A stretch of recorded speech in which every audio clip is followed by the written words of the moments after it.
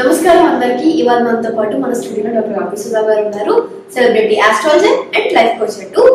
ఇవాళ మేడంని అడిగి 12 లగ్నాల వారికి ధనయోగం ఎలా వస్తుందో తెలుసుకుందాం.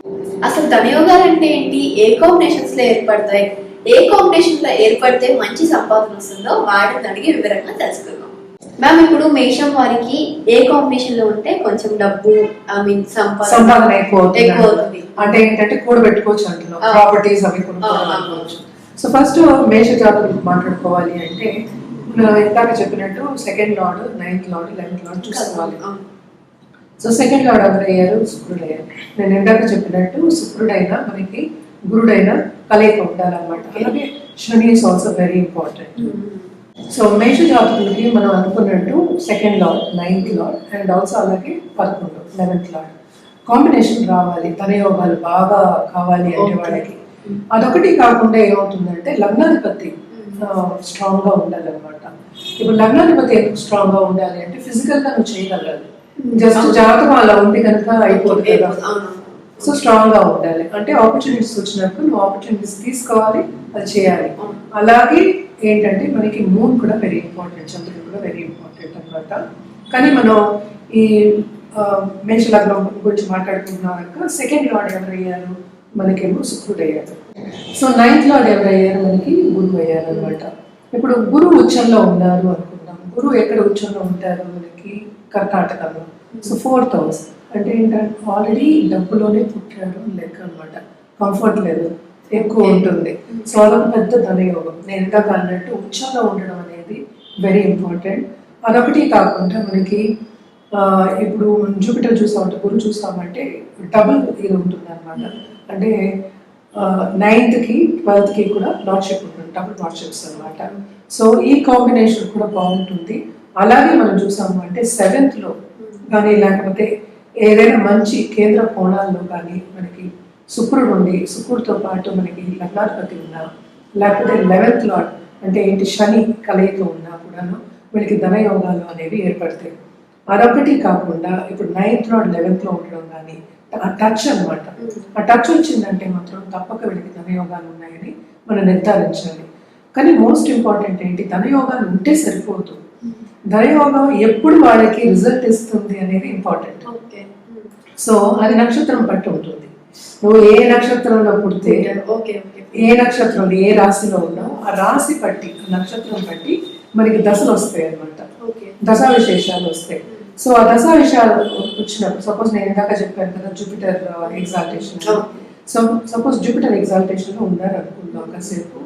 వీళ్ళేమో పుట్టినప్పుడే వీళ్ళు పునర్వసు నక్షత్రంలో కానీ లేకపోతే మనకి పూర్వభాద్ర నక్షత్రంలో కానీ లేకపోతే విశాఖ నక్షత్రంలో పుట్టారు అనుకుందాము. సో తప్పక పుట్టినప్పుడే వీళ్ళు బాగా డబ్బున్న ఇంట్లో పుట్టారు. వీళ్ళకి లేకపోతే వాళ్ళ తల్లిదండ్రులకి వీళ్ళు పుట్టిన తర్వాత బాగా సంపద వచ్చింది అంటే వీళ్ళు కంఫర్ట్ లో ఉండాలి. అదే వీళ్ళు వేరే నక్షత్రంలో పుట్టారు అనుకుందాం కాసేపు, ఆరుద్ర నక్షత్రం కానీ లేకపోతే మార్స్ నక్షత్రం, ఇప్పుడు చిత్తా కానీ ఇలాంటి మాస నక్షత్రంలో పుట్టారంటే ఫస్ట్ వాళ్ళు స్టార్టింగ్ ఏంటంటే కుజదశ మొదలవుతుంది. కుజం తర్వాత మనకి రాహు వస్తాడు.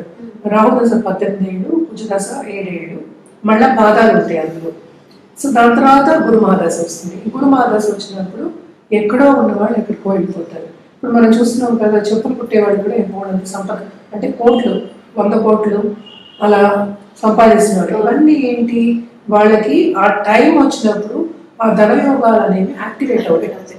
వెరీ సింపుల్ గా చెప్పాలంటే యాక్టివేషన్ అందరికీ అర్థమవుతుంది కనుక అది యాక్టివేట్ అవుతాయి అనమాట. అది యాక్టివేట్ అయినప్పుడు వీళ్ళకి ఆపర్చునిటీస్ అని అవే వస్తాయి, ఏమి చేయక్కర్లేదు, మనం కూర్చుంటే మన దగ్గరికి వస్తాయి. అలాగే పాలిటిక్స్ కూడా, పాలిటిక్స్ లో ఉన్న వాళ్ళు కూడా బాగా సంపాదించిన వాళ్ళు ఉన్నారు, సంపాదన పోగొట్టుకున్న వాళ్ళు ఉన్నారు. సో అందుకని ఏంటంటే ధనయోగాలు ధనం ఒకటే కాకుండా కీర్తిని కూడా ఇస్తాయి అనమాట. అంటే ఒక ధనయోగం గురించి మనం మాట్లాడుకోవాలి అంటే గజకేశ్వరి యోగం అనేది ఉంది. అది జూపిటర్ ప్లస్ మూన్ ఉంటుంది అనమాట. ఇదేంటంటే ఇవన్నీ వివరించడం అనేది ఇండివిజువల్ జాతకం బట్టి ఉంటుంది. సో ఇది జనరల్ గా మనం ఎక్కువ చెప్పలేము, ప్రాబ్లమ్ చెప్పలేము అనమాట. సో గజకేశ్వరి యోగం ఉన్న వాళ్ళకి ఏంటంటే గజం ఎక్కే ఒక ఇది ఆపర్చునిటీ. అంటే గజం అంటే ఏంటి, పోషించాలి గజంని, అంటే ఎలిఫెంట్. ఎలిఫెంట్ ఎక్కి వెళ్ళాలి అంటే ఊరేగించాలి అంటే వాటి కీర్తి ఉండాలి. అంటే ఏంటంటే చాలా ఫేమస్ పర్సనాలిటీ అయి ఉండాలి. నెక్స్ట్ ఏంటి, ఇంకోటి ధనం ఉండాలి, రెండు ఉండాలి. అందుకని గజకేశ్వరి యోగం అన్నాం అనమాట. అలాగే లక్ష్మీ యోగాలు అంటాం. ఇందాక నేను చెప్పినట్టు సెకండ్ లార్డ్ నైన్త్ లో ఉందా, నైన్త్ అండ్ సెకండ్, లేకపోతే కలయిక ఉన్న రెండు ఒక ఇంట్లో అంటే కేంద్ర కోణాల్లో ఉన్నారు. సో ఈజీగా వాళ్ళకి డబ్బు వాళ్ళు అట్రాక్ట్ చేయగలుగుతారు, డబ్బు వాళ్ళకి ఈజీగా వస్తుంది. అంటే ఏంటంటే జస్ట్ ఇలా థింక్ చేస్తే వాళ్ళకి డబ్బు వస్తుంది అనమాట. అలాంటివన్నీ కూడా ఉంటాయి. ఓకేనా? సో మనం ఇప్పుడేమో రాజయోగాల గురించి మాట్లాడుకున్నాము. అలాగే అవయోగాలు ఉంటాయి. అవయోగాలు అంటే ఏంటంటే అందరికీ ధనయోగాలే ఉంటాయని లేదు కదా. ఈ లగ్నం వాళ్ళకి ధనయోగాలు ఉంటాయని లేదు.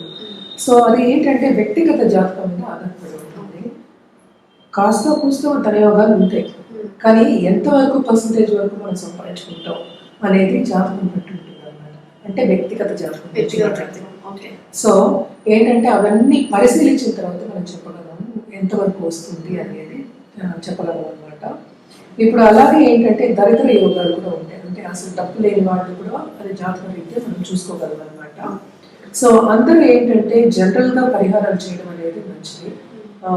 ఎందుకంటే అందరికీ ఉండవు, నేను చెప్పినట్టు కాస్తో కోస్తో ఉంటాయి, కానీ మంచి జాతకం లేకపోతే అంత బాగాలేదు జాతకం అనడానికి ఇది ఒక నిదర్శనం అనమాట. సో తప్పక నిత్యం లక్ష్మీదేవికి పూజ చేయడం కానీ, దేవి పూజలు నిత్యం చేయడం కానీ చాలా మంచిది. అందరూ చేయొచ్చు. నిత్యం చేయడం అనేది మనకు అనాదిగా సనాతన ధర్మంలో వస్తూనే ఉంది. సో తప్పక పరిహారం కింద డైలీ నిత్య పూజలు అంటే డైలీ పూజలు అనమాట. సో అమ్మవారికి పూజ చేయడం, అలాగే లక్ష్మీదేవికి పూజ చేయడం వెరీ ఇంపార్టెంట్. అలాగే కుబేర మంత్రం ఉండాలి. కుబేర మంత్రం అనేది చాంట్ చేసుకోవచ్చు. ఎందుకంటే కుబేరుని మనకి తెలుసు, బోర్డంత ఆస్తిని ఇస్తారు అని, అంటే శ్రీనివాసుడు కూడా ఇచ్చారు, ఆయనే ఇచ్చారు అని అందరికీ తెలిసిన ఒక విషయం. సో డబ్బుని ఆకర్షించాలి, డబ్బు కావాలి, జాతక రీత్యా కావాలి, అలాగే ఏంటంటే ఇంకా కావాలి అనుకునే వాళ్ళు తప్పక ఈ పరిహారాలు చేయడం మంచిది.